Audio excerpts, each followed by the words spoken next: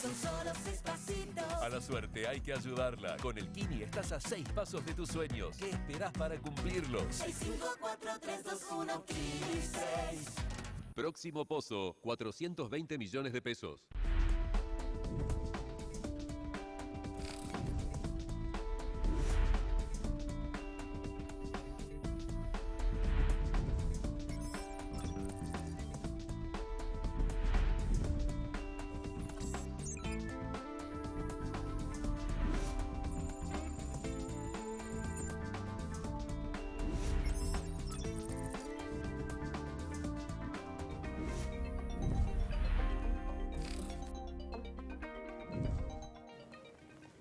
¿Qué tal? ¿Cómo les va? Buenas, buenas. Sean muy bienvenidos a una nueva edición de Chakra TV Noticias. En este momento, 19:11 minutos en la República Argentina. Vamos a estar, como siempre, hasta las 8 contándote todo lo que necesitas saber en el plano nacional e internacional. Y para comenzar, como siempre, los títulos. Forbes Agro Summit segunda edición. En la jornada de hoy se llevó a cabo el encuentro en la Rural de Palermo, donde se dio cita a los principales actores de la industria agropecuaria de la República Argentina. Se trata de un encuentro en el que a través de paneles de expertos, entrevistas y disertaciones se revisaron los temas clave para el presente y futuro del sector con los directivos de las principales organizaciones del campo argentino. La mesa de enlace rechazó que el gobierno obtenga facultades para modificar retenciones. Los representantes del agro emitieron un comunicado en el que expusieron la pretensión del gobierno de obtener las facultades para modificar la Ley de Solidaridad Social y Reactivación Productiva. Entre Ríos, la siembra de arroz, la más baja de los últimos 22 años. Durante la campaña agrícola 2022-2023 se sembrarán alrededor de 52.000 hectáreas con arroz, un 20% menos que en la temporada anterior. La sequía y los elevados precios de los arrendamientos y los fertilizantes son los principales motivos que argumentan los productores al explicar la importante baja que se registrará en la campaña.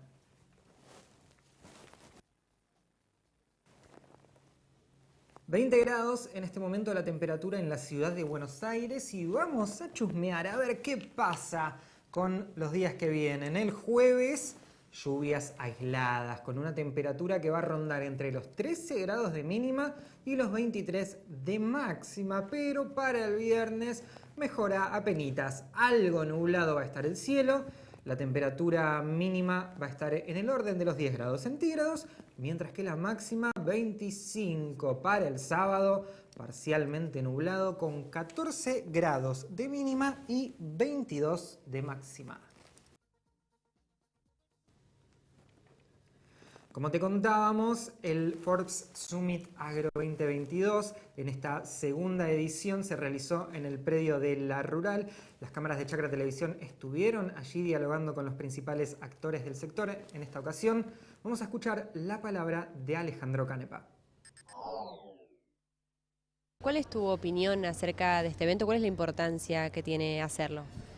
Es muy importante hasta el punto que es el segundo año que se realiza entre la revista Forbes y Continental Agro, puesto que es el presente y el futuro de este sector tan pujante de la economía que es el campo argentino, porque acá se va a hablar o se habla de tecnología, de nuevas formas, de lo que es todo la cibernética y lo que es todo lo que está relacionado con lo computado y con todas las nuevas modalidades de información, y después por supuesto también lo que es la parte política y la parte empresarial, sobre todo para lo nuevo, para lo que se viene, para este sector que es dinámico y que año tras año va demostrando el profesionalismo que tiene el productor argentino con respecto a los productores de otros países del mundo en un país netamente agroalimentario.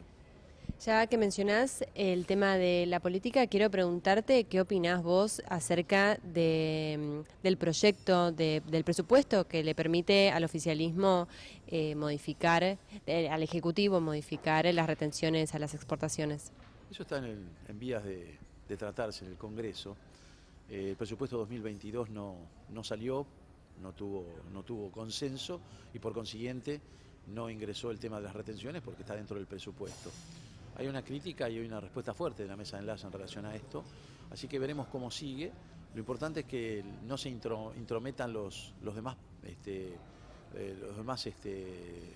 partes como lo que es la parte legislativa, judicial, en el resto de lo que tiene que decidir. Está por verse, no tengo todavía en claro si va a haber alguna modificación, pero lo cierto es que el campo ya lo ha rechazado. Hay una nota y una gacetilla de la mesa de enlace en relación a este tema para leerla y para analizar y para replantear varias cosas sobre el tema del presupuesto que se está discutiendo y la posibilidad de incrementar la alícuota a las retenciones, sobre todo de trigo maíz, porque ya el tema de la soja está en el máximo, 33%, que es un impuesto al precio, así que está por verse eso.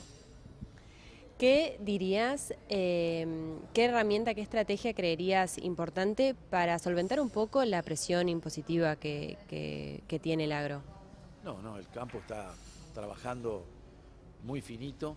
Hoy no es negocio la ganadería está perdiendo mucho dinero, las cuentas no cierran, la mayoría de los filotes están pasando una situación muy comprometida por los costos de producción y por lo poco que vale la hacienda. Aquel que ha comprado reposición a 380, 400 pesos, hoy se le hace dificilísimo cuando vende encontrar un punto de equilibrio. Hoy la hacienda en pie, sobre todo el novillo, está trazado entre 40, 50 y 60 pesos por kilo. Tendría que valer entre 390 y 400 pesos el novillo terminado para encontrar el punto de equilibrio con lo que pagaron en su momento aquellos que invernan, no que crían. Y después, bueno, el tema de la invernada y la sequía que hay pavorosa, más allá que está lloviendo en algunos lugares, gracias a Dios y la Virgen, pero llega tarde en muchos casos. Digo porque los campos se han achicado muchísimo, apareció mucha invernada en una época del año donde no tiene por qué haber, pero la necesidad de achicar los campos, producto de la falta de agua, llevó a una situación también para el precio de la invernada que tuvo en los últimos 10, 12 días una caída muy fuerte. Alejandro Canepa en Chacra Televisión, muchísimas gracias Alejandro por tus palabras y por tu tiempo. Muchas gracias a la gente de Chacra, a todo el equipo de New Farm Company, desde ya agradecido por tenerme en cuenta y por tenerme presente. A vos también, muchas gracias.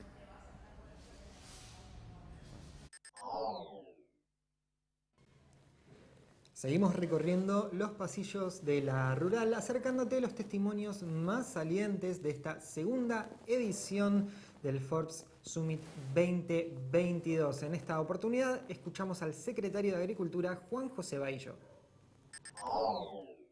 Bueno, la resolución que hemos dictado en uso de las facultades que tiene la Secretaría de Agricultura, que si el laudo no se resuelve en el ámbito, digamos, de las provincias y de quienes integran, digamos, esta comisión, se eleva esta controversia a la Secretaría de Agricultura para que la Secretaría resuelva con todo el insumo y toda la información. Nosotros hemos fijado este laudo en 70 pesos el precio de canchada, entendiendo, de acuerdo a la información que tenemos y que nos suministraron, que este es un precio ya prácticamente de mercado, que es un precio que se está pagando y está en las cuestiones contractuales entre los productores y los intermediarios y la molienda. Es un precio que va recién a impactar por las características de la cosecha para el producto que esté en venta ya en febrero o marzo, no necesariamente es un precio que impacta ahora, y que por la estructura de costos y rendimiento que a nosotros nos pasaron en las instituciones, las entidades que representan a los productores, las cooperativas, los ministerios de producción de las provincias, le garantizan una rentabilidad razonable al eslabón más débil de la cadena, que es el productor, y el más atomizado y el más numeroso, y que este precio no atenta contra lo que es la sostenibilidad de la rentabilidad de la cadena en los distintos eslabones. Obviamente nosotros buscamos de alguna manera sí proteger algo más al productor, que está muy atomizado, que son mayoritariamente pequeños productores y que no tienen capacidad para reacomodar no son quienes fijan precio por lo general. Pero no hicimos más que sincerar una cuestión que ya de hecho se venía dando. Con respecto al proyecto del presupuesto 2022, quiero preguntarte una reflexión acerca de que el gobierno pueda modificar las retenciones a las exportaciones y por otro lado una proyección o una previsión de lo que sucederá o lo que crees que puede suceder en caso de que se acepte. A ver, ese artículo creo que es el 54, si no recuerdo mal. En el presupuesto para el próximo año se pide la autorización legislativa porque está vencido, digamos, y no se aprobó el presupuesto del año anterior y es una cuestión de uso que se tiene que dar esa renovación de esa facultad. El Poder Ejecutivo lo plantea o lo envía a la legislatura, a la Cámara de Diputados, solo para atender. La voluntad política es no modificar el esquema de retenciones hacia arriba, lo cual no descartamos que se pueda modificar hacia la baja. Para eso también tiene que estar facultado, digamos, y si nosotros entendemos que no hay esa autorización, después podría estar, digamos, de alguna manera en análisis o en discusión la facultad del gobierno. Creo que el Poder Ejecutivo tiene que tener esta autorización y en todo caso ratificar que esta autorización está pedida para, en caso de modificar, sea la baja y de ninguna manera hacia una elevación de las alícuotas de retención. En esto lo quiero ser claro y contundente. El campo y el gobierno tienen una historia de conflicto o de diálogo truncado, por decirlo de alguna manera. ¿Vos creés que hay posibilidades de que este diálogo se haga de forma más ameno? Sí, no tengo ninguna duda. Hay historias de encuentros y de desencuentros, no vamos a negar. Hay una pérdida de confianza, que creo que eso es lo más complejo para trabajar, la reconstrucción de confianza. Pero bueno, nosotros venimos trabajando en este sentido. Nos comprometimos en una agenda, por ejemplo, con la mesa de enlace, que tenía que ver con el tema del biodiesel, que tenía que ver con generar mejores condiciones para la exportación de carne, con generar un mecanismo que mejore la rentabilidad de los productores de soja, y dijimos que empieza tal día y termina tal día, y así lo hicimos, más allá de lo exitosa de la medida. Queremos cumplir con los compromisos que asumimos, porque me parece que además de tener medidas asertivas, otra de las cuestiones que tenemos que trabajar es en recuperar la confianza y el valor de la palabra. Y en ese sentido nosotros estamos trabajando y entendemos que estamos dando las respuestas que podemos dar, las que no podemos dar las decimos, y cuando tomamos medidas se hace sobre la base, la medida de la decisión del programa de incremento exportador, que todos conocemos como dólar soja, que todos valoramos que fue muy exitosa, por ejemplo, es un ejemplo de una definición y decisión política tomada en el marco de múltiples charlas y tomando como interlocutores a los distintos sectores de la cadena de la soja, desde la industria, de los molineros, acopiadores, cerealeras y los productores. Cuando nosotros nos nutrimos de la opinión, de la información de ellos, de la sugerencia, la medida seguramente es mucho más eficiente y mucho más exitosa, y así se avanzó en esta decisión y los resultados fueron los esperados.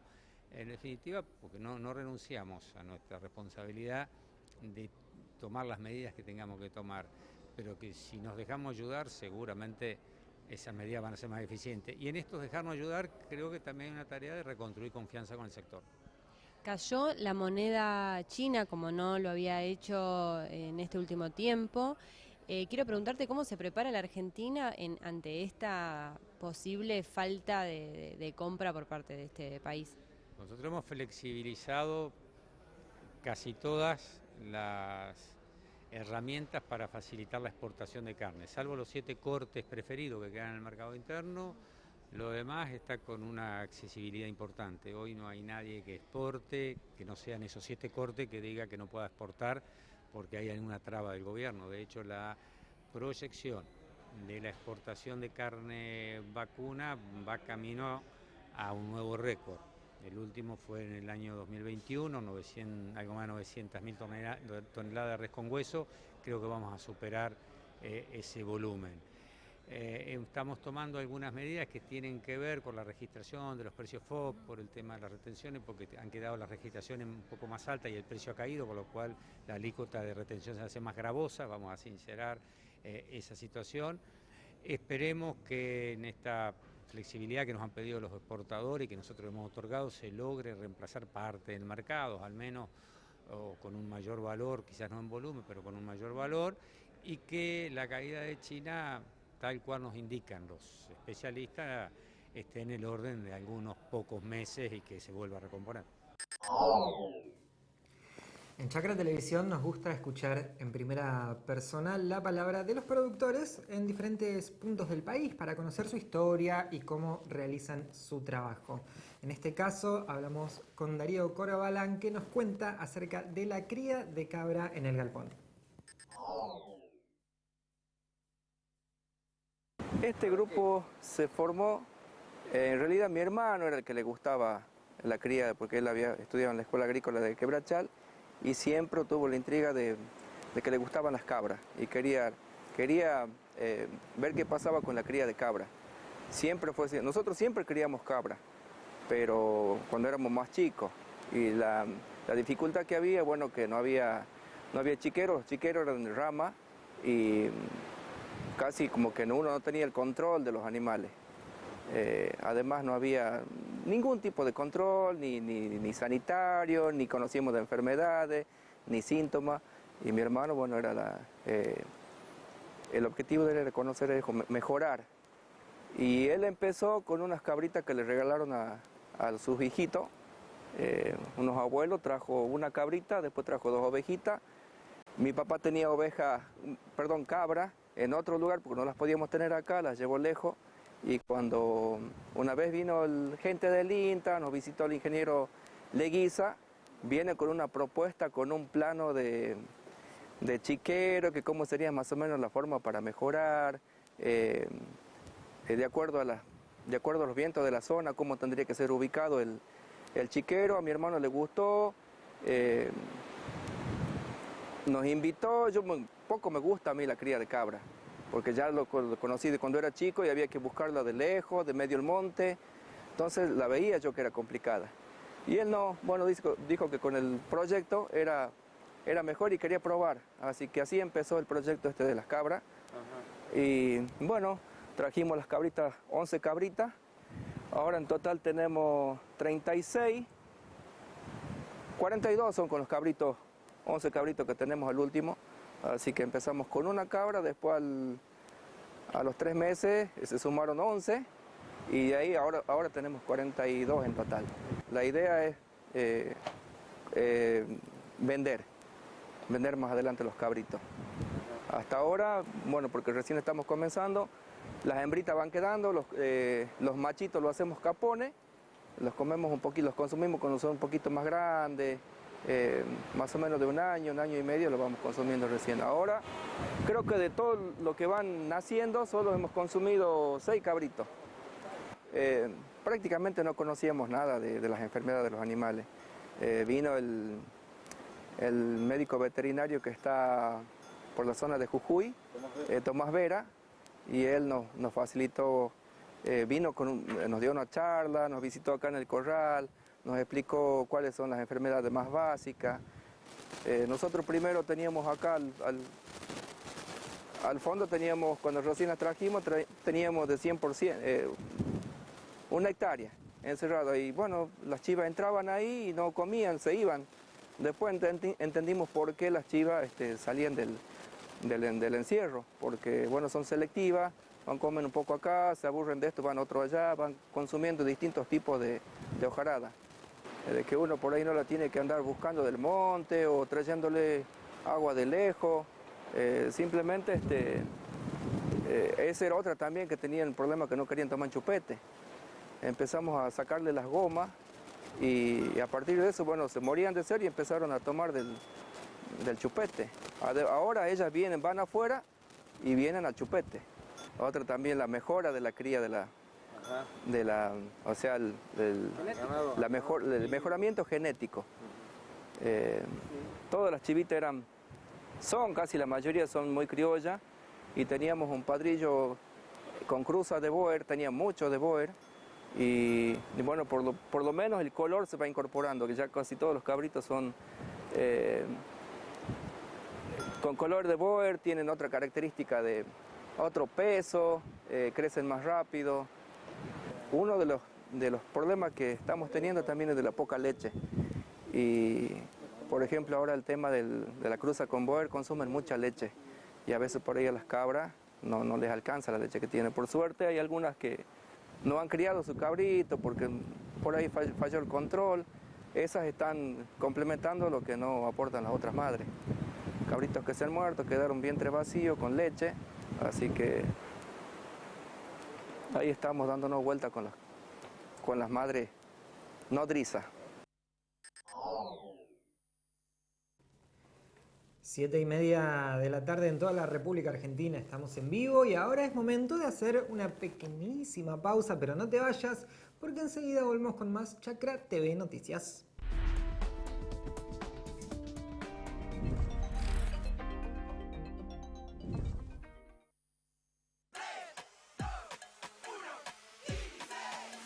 Son solo 6 pasitos. A la suerte hay que ayudarla. Con el Kini estás a 6 pasos de tus sueños. ¿Qué esperás para cumplirlos? 6, 5, 4, 3, 2, 1, Kini 6.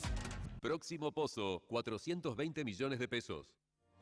¿Sabías que la producción ganadera argentina reduce de manera natural la emisión de gases de efecto invernadero? Las praderas y pastizales naturales que alimentan nuestro ganado retienen más carbono en los suelos del que genera el ganado. Compensa así no solo sus propias emisiones, sino también las de otros sectores productivos no rurales. Carne argentina, carne sustentable. Su desempeño y el respaldo de una gran empresa de 60 años en el mercado harán de la sembradora Crucianelli su mejor inversión. Es hora de ganar. Entrega tu cabezal usado y llévate un Draper nuevo. O podés reformar tu convencional a lona. piersantiplataformas.com.ar.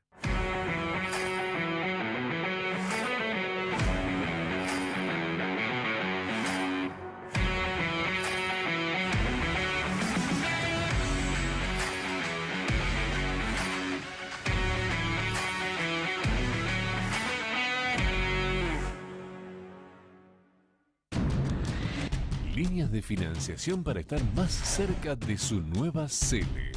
En todo el país se siembra con sede. Siempre adelante. Nueva pulverizadora CIA con motor delantero Depla. Equipada con sistema integrado de aplicación. El modelo que faltaba para tener la línea de pulverizadoras más completa del mercado.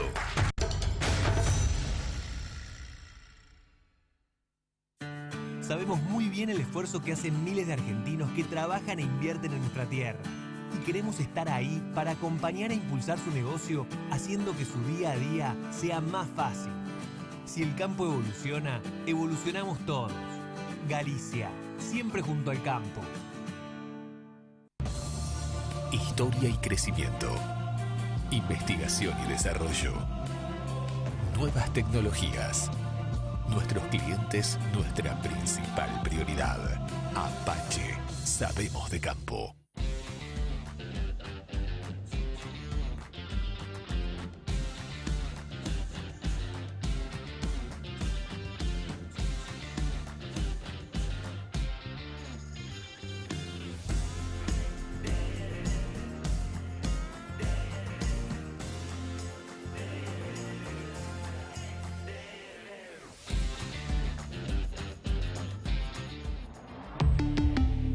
Volkswagen.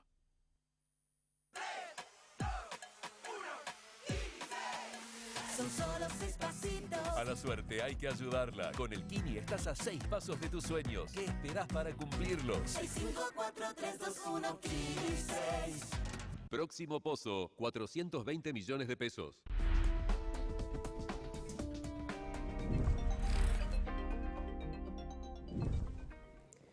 Seguimos en vivo en Chakra TV Noticias y damos comienzo a este segundo bloque con las noticias de coyuntura internacional en la voz de Lili Márquez.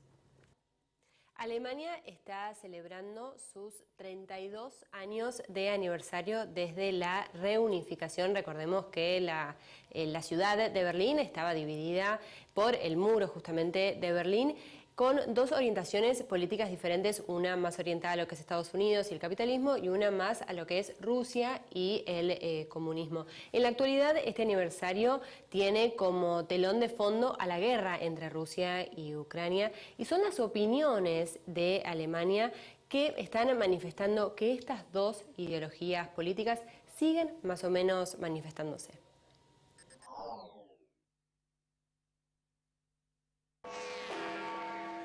Berlín, 3 de octubre de 1990, el día en que Alemania volvió a ser una sola nación.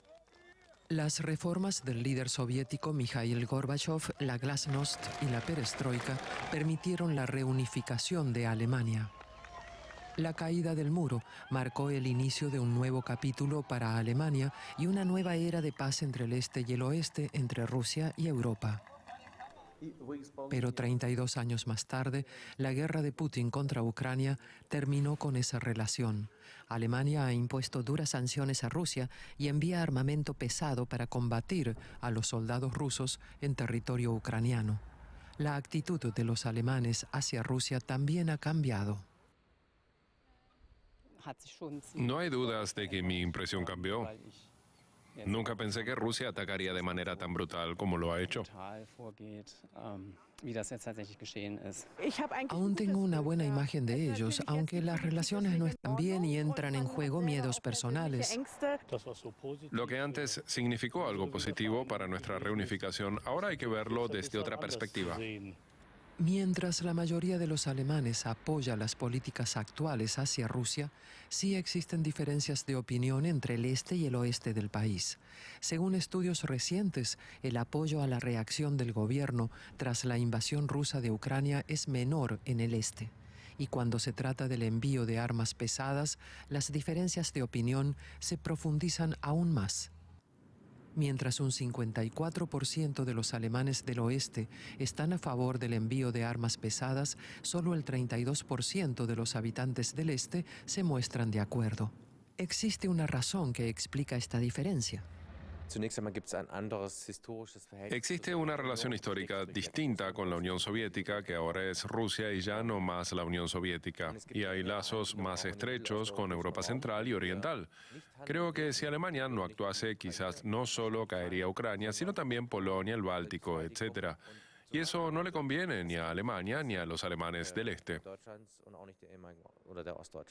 Convencer a los ciudadanos del este de apoyar las medidas del gobierno contra Rusia no será fácil. Más de 30 años después de la reunificación, las divisiones entre ambos lados de Alemania siguen presentes.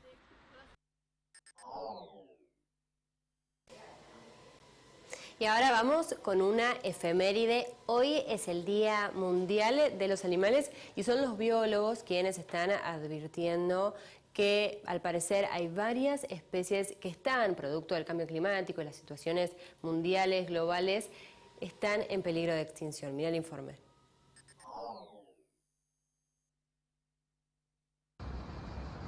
La vida en cautiverio a veces puede revelarse un milagro.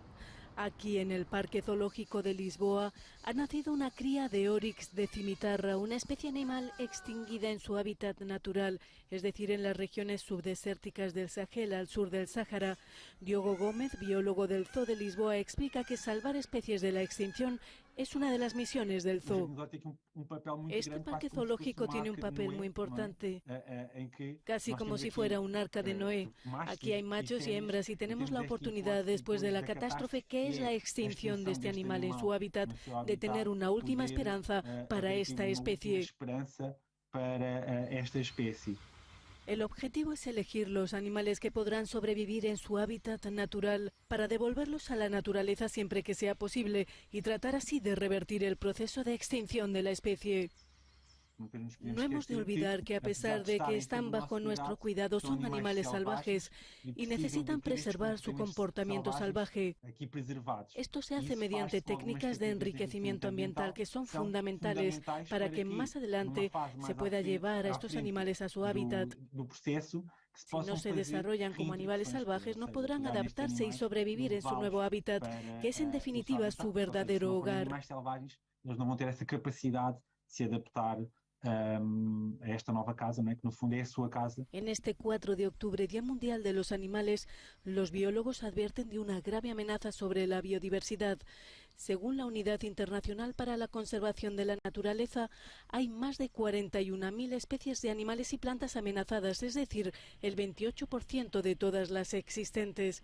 Algunos científicos apuestan por técnicas radicales como la clonación. En San Diego, Estados Unidos, se ha clonado una rara especie de caballo y en China un lobo ártico. Técnicas que, según los especialistas, solo deberían utilizarse cuando la reproducción sea difícil o imposible.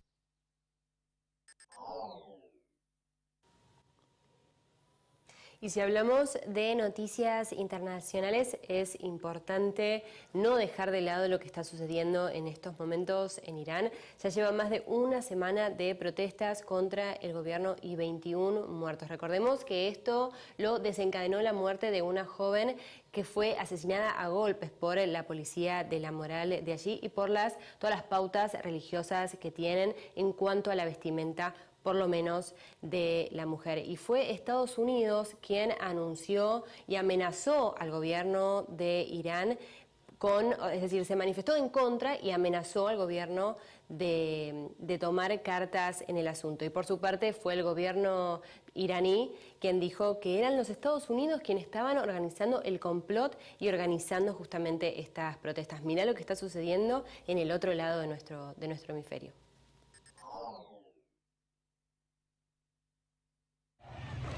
Joe Biden promete imponer más sanciones a los autores de la violenta represión contra los manifestantes en Irán, después de que Washington sancionara recientemente a la República Islámica. Según declaraciones de la Casa Blanca, el presidente estadounidense está gravemente preocupado por los informes sobre la brutal represión policial, en la que muchas veces son víctimas mujeres y estudiantes. Karine Jean-Pierre, secretaria de prensa de la Casa Blanca. Estamos consternados por los informes sobre las fuerzas de seguridad que responden a la protesta pacífica de los estudiantes universitarios con violencia y detenciones masivas. La presidenta del Parlamento Europeo, Roberta Metsola, expresó su preocupación por la represión de las protestas y por los derechos de las mujeres en Irán, recordando que la muerte de la joven Mahsa Amini encendió la chispa del estallido social. La brutal muerte de Mahsa Amini, de 22 años, marcó un punto de inflexión. Son las hijas de Irán las que, a pesar de estar sometidas a una presión cada vez mayor, están liderando el impulso para el cambio. Son las mujeres las que hacen el cambio, apoyadas por tantos aliados y amigos valientes, dijo en un discurso pronunciado el lunes en Estrasburgo. Por su parte, el líder supremo de Irán, Ali Khamenei, sigue expresando su total apoyo a las fuerzas de seguridad y acusa a Estados Unidos e Israel de propiciar las protestas a través de una conspiración con fines golpistas.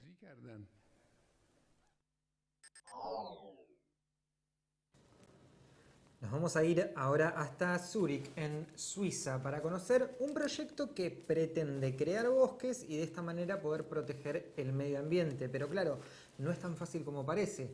Hay zonas en donde el potencial es realmente grande, pero hay otras en donde hay muchas dificultades para llevarlo a cabo.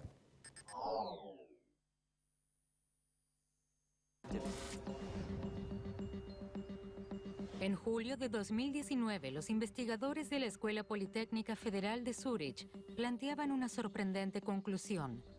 Los árboles pueden evitar el cambio climático. Solo es necesario plantar un número suficiente en todo el mundo. Los investigadores creen que habría que añadir una superficie forestal del tamaño de Estados Unidos al bosque ya existente.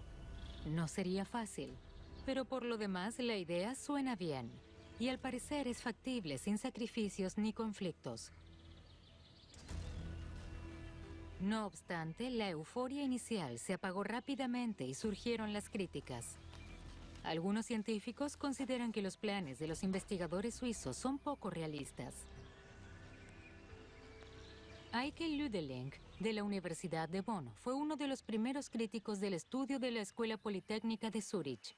Por un lado, hay determinadas preguntas en el estudio que los autores deberían plantearse. ¿Son todas las zonas realmente adecuadas para plantar árboles? Por ejemplo, el estudio ve mucho potencial en la taiga, en la tundra, en zonas que en realidad son demasiado frías para los árboles. Plantea plantar árboles en regiones de sabana, donde el tipo de paisaje natural no se asemeja en absoluto a un bosque, sino más bien a una sabana con árboles aislados y praderas. Tampoco hay que subestimar el esfuerzo que supone plantar árboles. Hay que regarlos. Alguien tiene que ocuparse de ello. Y si lo que quiero es plantar millones de árboles, tal vez miles de millones, entonces tengo que encontrar a alguien que se encargue de hacerlo. En el oeste de Australia es un plan que ya se ha puesto en marcha.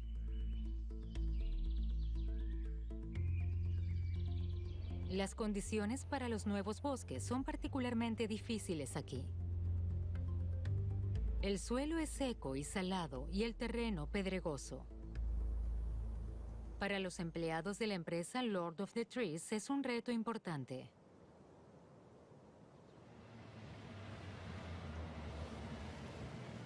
Plantar árboles a mano no sería suficiente en este caso. Por ello, David Kenneth y Mahmoud Hussein trabajan con unos ayudantes poco habituales: drones.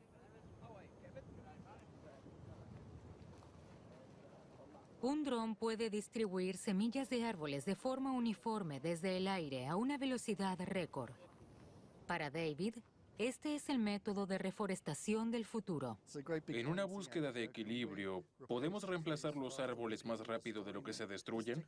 La tecnología que desarrollamos contribuirá a ello. Esto es el futuro para salvar el planeta. David prepara las mezclas de semillas específicamente para cada zona, para crear un bosque lo más resistente posible. Pero no basta con distribuir las semillas. La tecnología desempeñará un papel importante. Con los drones, cartografiamos las zonas y controlamos las semillas que se siembran. Y podemos ir donde la gente no puede ir. Por ejemplo, porque es demasiado peligroso. Un dron puede distribuir algo menos de 7.000 semillas por hora. Una persona necesitaría 6 días para ello. David prueba diversos métodos de reforestación en diferentes parcelas experimentales. La primera vez que plantó en esta zona fue hace 20 años. Como en muchos países, en Australia se talaron bosques para ganar terreno para la agricultura. Como consecuencia, el nivel de las aguas subterráneas ha descendido peligrosamente, otro impedimento para que los nuevos árboles prosperen. Esta es una de las cientos de variedades de eucalipto que planté en la parcela. Y la elegí porque es capaz de soportar altos niveles de sal en la tierra. Lo que es importante porque la salinidad es un gran problema en esta zona. Y además me gustan las hojas grandes. Cuanto más grandes son las hojas, más dióxido de carbono absorben. Así matamos 2 pájaros de un tiro. Para la reforestación, David utiliza variedades que únicamente se dan en Australia. Están acostumbradas al clima. Las variedades extranjeras y los monocultivos dañarían el suelo, pero las plantas autóctonas tampoco lo tienen fácil. Este es un caso triste. Esta especie no sobrevivió. Quizá por la salinidad o porque este árbol competía con el de al lado por los nutrientes. Pero cuando sembremos las semillas con tus drones, tomaremos variedades más adecuadas para este tipo de suelo. Lo bueno es que con los drones también podemos monitorear la zona. Dentro de 2 o 3 meses, volveremos a sobrevolar el área y podremos ver cómo han ido las cosas.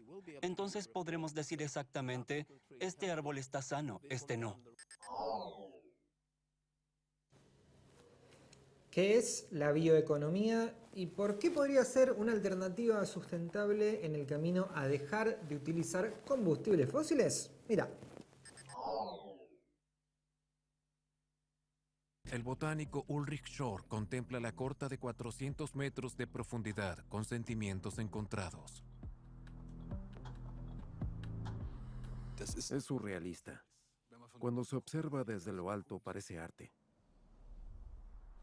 Está claro que esto no puede ser sostenible. Este carbón, todas las materias primas fósiles fueron en muchos lugares la base de la prosperidad que tenemos hoy. Y si queremos mantener este nivel de prosperidad al que sin duda nadie quiere renunciar, tenemos que encontrar soluciones inteligentes. Ulrich Schor cree conocer la clave de una existencia próspera sin materias primas fósiles, con la ayuda de lo que se conoce como bioeconomía. El carbón debe darle paso a plantas, hongos, insectos y bacterias. En lugar de extraer materias primas del suelo, estas deberían crecer en los campos. La actual zona dedicada a la minería del carbón debería transformarse en una zona bioeconómica. La bioeconomía no es una disciplina tan novedosa. El ser humano siempre ha trabajado con materias primas renovables. Sin embargo, investigadores como Schor quieren reestructurar por completo esta tradicional rama de la economía utilizando las últimas herramientas biotecnológicas. Con organismos modificados genéticamente, se aumenta la biomasa disponible. Las bacterias, a modo de pequeñas factorías vivientes, producen sustancias químicas. El objetivo es crear nuevos productos ecológicos en los laboratorios de los bioquímicos. Regresamos al campo de pruebas de la bioeconomía. Ulrich Schor es profesor en el Centro de Investigación Jülich y vive aquí desde hace más de 20 años.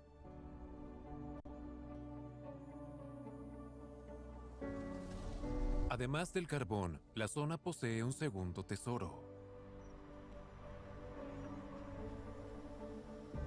La región tiene unos suelos muy productivos. Para nosotros esto representa una oportunidad única de implementar en la región algo que de otra manera nunca hubiésemos podido. Para Schor, el futuro comienza con el retorno a lo que ofrecía prosperidad antes del carbón. Tierras de cultivo fértiles. Pero, ¿cómo debería ser en concreto esta nueva era de los recursos renovables, de la bioeconomía? Junto con un productor local de azúcar, Schor está trabajando para mejorar las cosechas de un producto regional, la remolacha azucarera.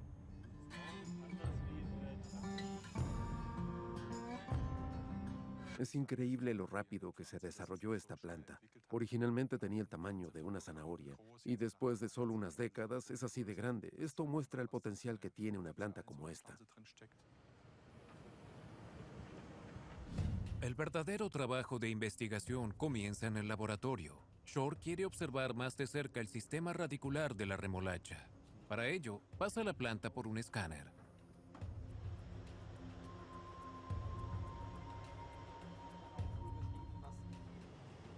Precisamente en el caso de las raíces, el entorno y el ecosistema del suelo influyen mucho en su estructura y funcionamiento. Por eso tenemos que usar estos métodos tomográficos para entender lo que está pasando bajo tierra.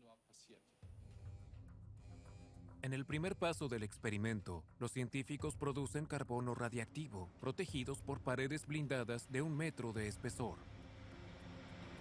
Luego lo pulverizan sobre la remolacha azucarera en una cámara climática. Las hojas absorben el carbono, que después almacenan las raíces.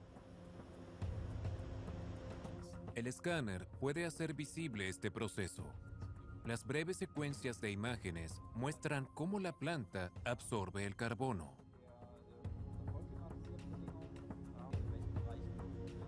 Se trata de encontrar características hereditarias para el cultivo, por ejemplo, raíces que sean particularmente profundas o genotipos que alcancen mucha profundidad. Gracias a las imágenes, los investigadores pueden comprobar bajo qué condiciones trabajan mejor las raíces, qué características debe presentar el suelo y el clima. Con estos datos se pueden obtener variedades más robustas y, sobre todo, más productivas.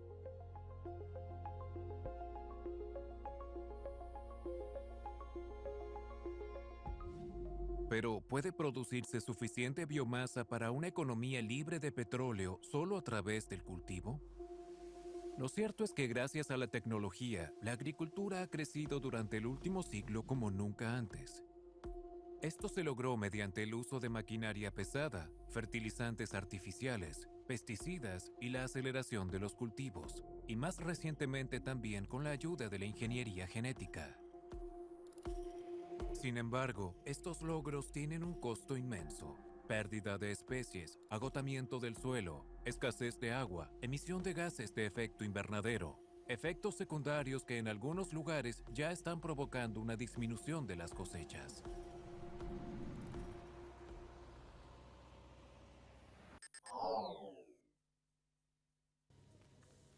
Un grupo de activistas en los Países Bajos y una propuesta bastante curiosa. Pretenden que se le otorgue el estatus de persona jurídica a los ríos para que de esta manera puedan gozar de los mismos derechos que cualquier otro ser vivo y así evitar su contaminación. Este grupo de voluntarios visita cada semana las orillas del río Mosa en Bogar, en Países Bajos. Aunque la cuenca del río se ve hermosa y tranquila desde aquí, a ellos les preocupa. Su objetivo es acabar con los residuos que se acumulan en las orillas de esta vía fluvial que atraviesa los Países Bajos, Bélgica y Alemania. Participan en LIVES, un proyecto europeo pionero que aborda el problema del plástico en los ríos y arroyos transfronterizos mediante una acción conjunta. Ya han recogido unas 260 toneladas de residuos.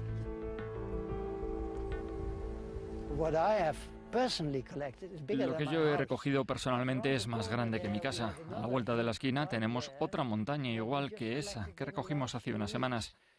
Muchos de los residuos ni siquiera los vemos porque se los lleva la corriente, se quedan en el fondo y luego acaban en el océano. Uno de los objetivos del proyecto es cartografiar las zonas con más residuos. Para ello han desarrollado un método. 2 veces al año se peina una sección de la orilla y se identifican todos los objetos encontrados. Hasta ahora se han identificado 109 tipos de residuos. Los datos se comparten. El presupuesto total de LIVES es de 1,5 millones de euros, de los cuales el 49% está financiado por la política de cohesión europea. El 51% restante procede de la decena de socios implicados. La retirada de plásticos de las orillas es solo la punta del iceberg, ya que muchos de ellos acaban mezclados con el suelo o los sedimentos y algunos son tan pequeños como estos gránulos de poliestireno.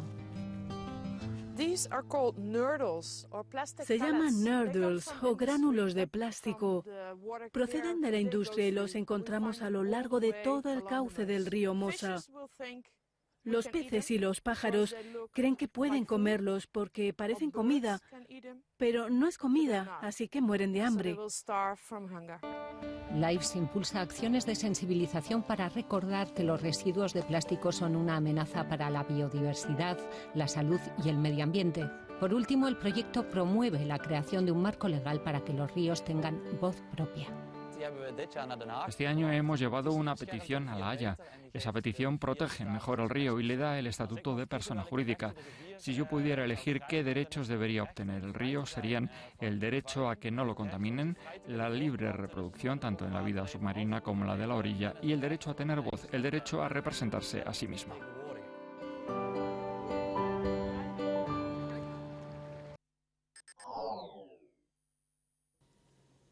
...20 grados en este momento en la ciudad de Buenos Aires y vamos a ver qué depara el tiempo para mañana, pasado y traspasado. El jueves el cielo va a estar con lluvias aisladas y la temperatura mínima va a ser de 13 grados, mientras que la máxima de 23. Para el viernes algo nublado, 10 grados la mínima, 25 la máxima. Y para el sábado el cielo va a estar parcialmente nublado con 14 grados de mínima y 22 de máxima. Eso ha sido todo por hoy. Muchísimas gracias por habernos acompañado. Quédense en la pantalla de Chakra Televisión. Hasta mañana.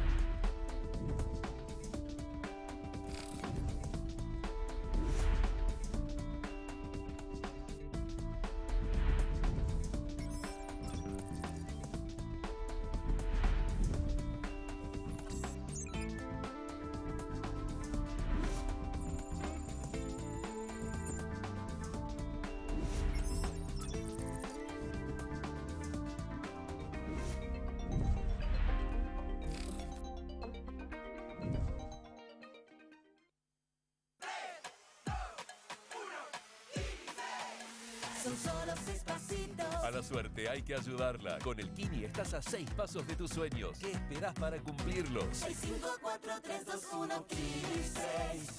Próximo pozo, 420 millones de pesos.